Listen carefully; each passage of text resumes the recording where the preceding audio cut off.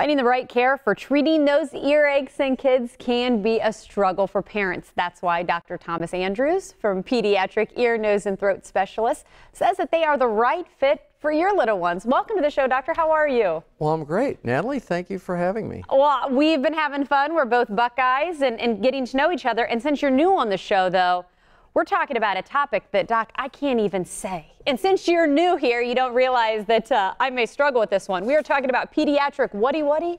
Otolaryngology. Which is the fancy way of saying ear, nose, and throat. Ear, nose, and throat, which I'm a new parent, relatively speaking.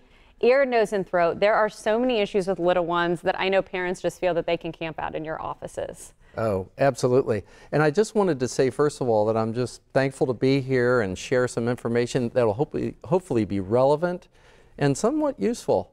And already some of the things that you and I have been talking about, it's very useful, because I was talking about how it seems like when kids do start developing the earache, you always hear, for instance, tubes in the ears. Right. And those are one of the things that parents are like, oh, I don't want to do. But you say when you show them the actual tube that goes in their ear, kind of changes their take a little bit, right? It really does. You know, tubes are so little but make such a huge dynamic difference. And I'll just show a tube to the viewers here. And the way this little tube works is it provides a ventilation to the middle ear. So the fluid behind the ear is cleared, the hearing improves, the kids start talking, they sleep better, they're in better moods, and they're on less antibiotics, which, you know, as you know, is not something that pediatricians want to treat with these days. That is a win-win. Why do you see so many ear problems? Why do we see so many nose problems in little ones that you just, you know, it can be chronic, and that's when something like tubes in the ears would come into place? Well, a lot of it is the socialization. And so our kids are a lot more social these days. They're in daycare. The daycares have a lot of other kids with them. So they get upper respiratory infections. And most of our kids are between 0 and 6 years of age. So you get colds. Next thing you know, you have fluid in your ear, then you have an infection, and then you're on antibiotics.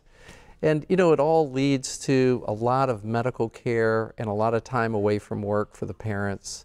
And so it's uncomfortable for the kids and the parents alike. It seems that sometimes you think about, obviously, the symptoms and everything that the kids are dealing with is painful and frustrating for everybody involved, but you also think of the testing to get a diagnosis. How can you make that easier on your patients, the little ones, so that you can find out what's going on and not maybe have it as traumatic as what it could be? Well, that's a great question. And one of the things that we excel at, I think, is the fact that I have 3 great partners, Dr. Cressman, Trowbridge, and Waslick, and I have 4 nurse practitioners and a PA that really help us make the kids comfortable.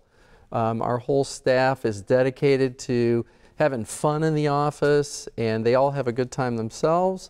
And there's no ouchies, there's no needles, there's nothing that's going to hurt your child when they come in.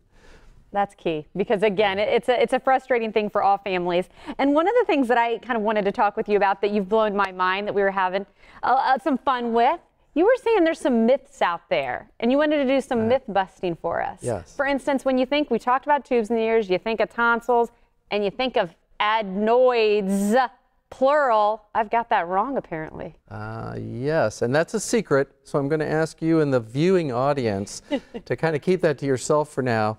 But really, the adenoid is sort of the brother of the tonsils that you have in the back of your throat.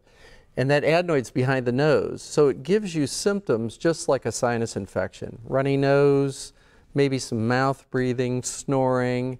It definitely affects the ears negatively, so that's why a lot of times when you get tubes in your ears, we may suggest removing the adenoid or at least evaluating it at the same time.